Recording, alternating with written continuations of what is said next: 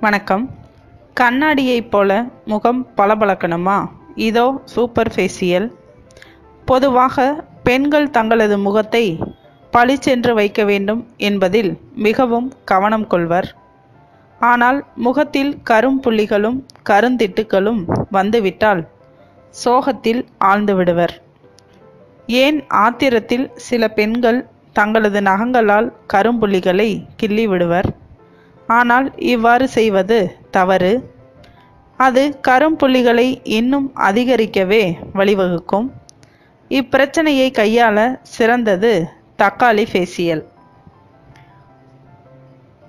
உருளைக்கிழங்கு துருவல் சாறு 1 டீஸ்பூன், தக்காளி விழுது 1/2 டீஸ்பூன். இந்த இரண்டையும் கலந்து கொண்டு இந்த பேஸ்டை கழுத்திலும் முகத்திலும் தடவி 5 நிமிடம் கழித்து கலவுங்கள். இவ்வாறு தொடர்ந்து இதை செய்து வந்தால் சில வாரங்களிலேயே வித்தியாசத்தை உணர முடியும். முகத்தில் உள்ள செல்கள் இறந்து பொலிவிழந்து காணப்படும்.